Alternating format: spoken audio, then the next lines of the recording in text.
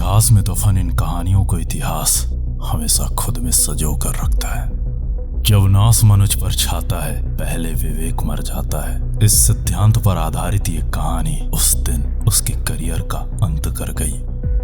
प्रतिशोध की अग्नि में धधक रहा किंग विराट अब इंतजार में था अपने उस अपमान के उस आखिरी अंजाम से। उस दिन 120 गेंदों में 190 रन बनाने के पश्चात भी टीम इंडिया उस मुकाबले को 9 विकेट से हार जाती है। 9 विकेट से मिली वो पराजय टीम इंडिया के लिए एक कलंक थी। लुइस के भयानक तूफान के पश्चात एक जंग का अंत था, परंतु दूसरी जंग का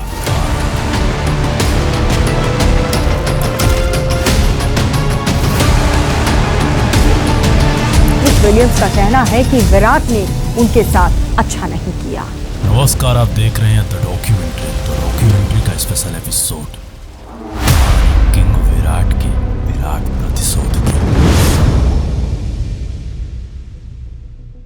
इतिहास के पन्नों में दफन वो कहानी उस दिन उसके करियर के लिए एक ग्रहण बनने वाली थी। उस भयानक पारी के पश्चात वो मैच तो खत्म हो चुका था, परंतु उस दौरान जो कुछ भी हुआ था उस मैच के संपूर्ण दृश्य किंग विराट के चहन में अंगार की तरह धधक रहे थे। काल अपने चक्र में अपने गति से गतिमान था। दुनिया उस घटना को एक मजाक समझकर भूल चुकी थी, परंतु उसके साथ हुआ वो बर्ताव, उसके वो इशारे उसके चहन में उफनते ज्वालामुखी की तरह धधक रहे थे।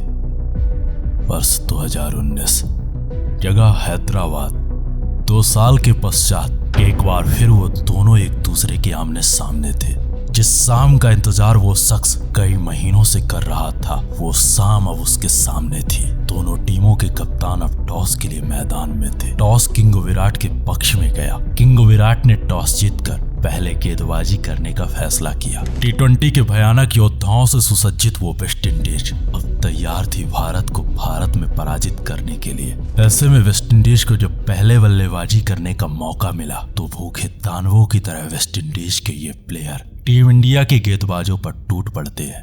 लुइस ने आते ही पहले सुंदर को शानदार तरीके से सूता, फिर अपने विस्फोटक हमलों से दीपक का दीवाला निकाला। टीम इंडिया का हर गेंदबाज लुइस के सामने पानी मांग रहा था। लुइस नाम का वो विस्फोटक भयानक बल्लेबाज टीम इंडिया के हर गेंदबाज को सड़े हुए कद्दू की तरह फोड़ रहा था। देखते ही देखते वेस्ट इंडीज शुरुआती 6 ओवर में 66 रन बना चुकी थी। टीम इंडिया के गेंदबाज विकेट तो निकाल रहे थे, परंतु इन भयानक बल्लेबाजों के सामने इनके रन गति को रोक पाने में पूरी तरह असमर्थ थे। पावर प्ले में एक विस्फोटक शुरुआत के पश्चात वेस्ट इंडीज अपने 2 प्रमुख बल्लेबाज लुइस और सिमंस को खो चुकी थी, परंतु जिस रफ्तार से ये दानव रूपी बल्लेबाज टीम इंडिया के गेंदबाजों पर प्रहार कर रहे थे, उससे फर्क नहीं पड़ रहा था कि वेस्ट इंडीज का कौन सा बल्लेबाज आया और कौन सा बल्लेबाज गया। रनों की रफ्तार को देख टीम इंडिया के कप्तान ने 11वें ओवर में रविंद्र जडेजा को बॉल थमा दी। रविंद्र ने आते ही ब्रेंडन किंग को आधे रास्ते पर खड़ा कर दिया, परंतु इस विकेट से वेस्ट इंडीज को कुछ खास फर्क नहीं पड़ा, क्योंकि कायरन नाम का वो तूफान अब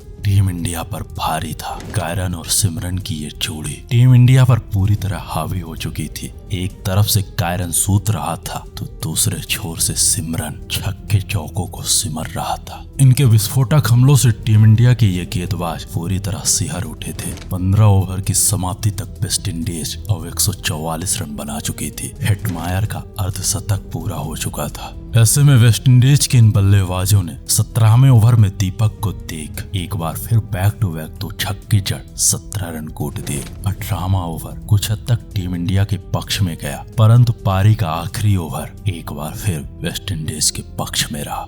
आखिरी ओवर में शानदार फिनिशिंग की बदौलत वेस्ट इंडीज इस ओवर में 207 के पार पहुंच चुकी थी। ये रहा वेस्ट इंडीज के भयानक बल्लेबाजों का विस्फोटक पराक्रम। लुइस ने महज 17 गेंदों में ताबड़तोड़ 40 रन बनाए, वहीं कायरन ने 19 गेंदों में 37 रन कूट दिए। होल्डर ने भी होल्ड कर टीम इंडिया के गेंदबाजों को महज 9 गेंदों में 24 रन पीट दिए। और ये रहा टीम इंडिया के गेंदबाजों का पराक्रम। चहल ने 4 ओवर में 36 रन खर्च करके वेस्ट इंडीज के 2 बल्लेबाजों को अपना शिकार बनाया। वहीं रविंद्र ने 4 ओवर में 36 रन खर्च करके 1 विकेट प्राप्त किया।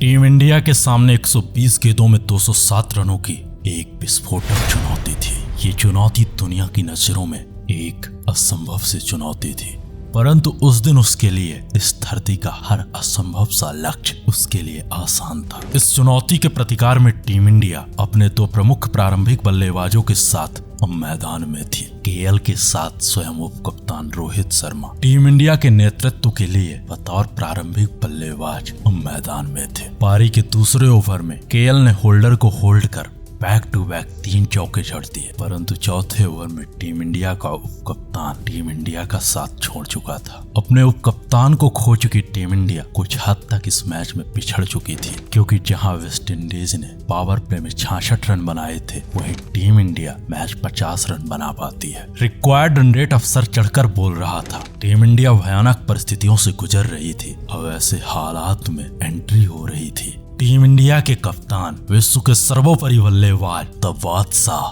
द किंग विराट की। For 5 years, I waited. I trained. I grew stronger. Now, it's time for revenge.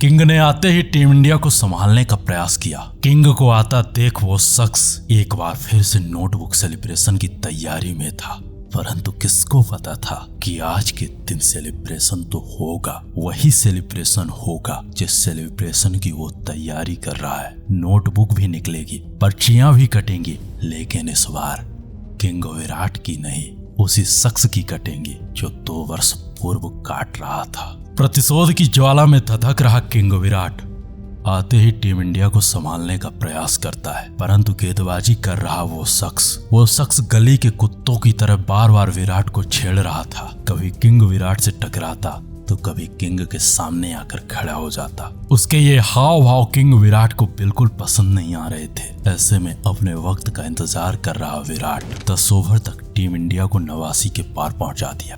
पहले टीम इंडिया को संभालने का प्रयास किया और 14 ओवर तक 139 रन बना डाले।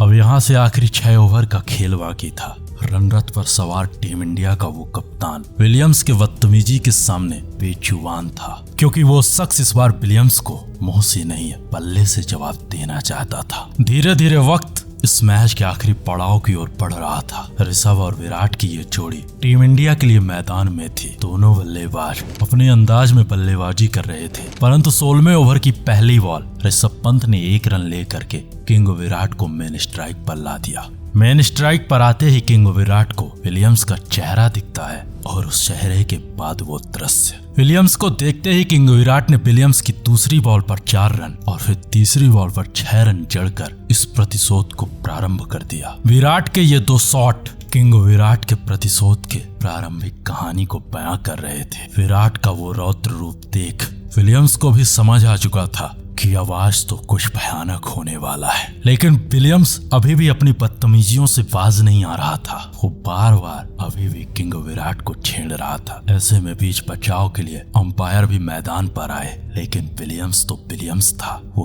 किंग विराट से भिड़ चुका था। अपने बैक टू बैक छक्के चौके की मदद से टीम इंडिया के कप्तान ने विलियम्स के इस ओवर में 23 रन कूट दिए। इसके बाद किंग विराट ने विलियम्स की हर बॉल को दर्शक दीर्घा तक पहुंचाया। धीरे धीरे ये मैच पूरी तरह टीम इंडिया के कंट्रोल में आ चुका था। किंग विराट के ये छक्के चौके विलियम्स पर किंग विराट के वर्चस्व को प्रकट कर रहे थे, क्योंकि यह मैदान भी किंग विराट का था और माहौल भी किंग विराट का था। आखिरी ओवर में एक बार फिर से किंग विराट वर्सेस विलियम्स का सामना हुआ। विलियम्स के इस ओवर में किंग विराट ने बैक टू बैक 2 छक्के जड़ करके जो सेलिब्रेशन किया, क्रिकेट का इतिहास उस सेलिब्रेशन को कभी नहीं भूलने वाला था। उस दिन सेलिब्रेशन भी हुआ था और उस दिन उस सेलिब्रेशन का अंत भी हुआ था, और उस रात वो ओवर विलियम्स के करियर का आखिरी ओवर था। शुरुआती 20 गेंदों में 20 रन बनाने वाले किंग विराट अगले 30 गेंदों में 74 रन बना डाले। विराट के इस विस्फोटक हमले से टीम इंडिया इस लक्ष्य को बड़ी आसानी से चेज कर लेती है। विराट के उस रौद्र रूप को देख उस सीरीज के बाद कहा जाता है कि विलियम्स का करियर खत्म हो गया था। उम्मीद है कि हमारी आवाज, हमारे अंदाज में ये मैच स्टोरीज, ये मैच डॉक्यूमेंट्रीज आपको पसंद आ रही हैं। तो प्लीज आप सब्सक्राइब करें हमारे चैनल द डॉक्यूमेंट्री को। एंड नेक्स्ट वीडियो के लिए आप हमें सजेस्ट करिए कि किस प्लेयर की रिवेंज स्टोरी आप हमारी आवाज हमारे अंदाज में सुनना चाहते हो। और प्लीज विदाउट सब्सक्राइब किए मत जाओ यार।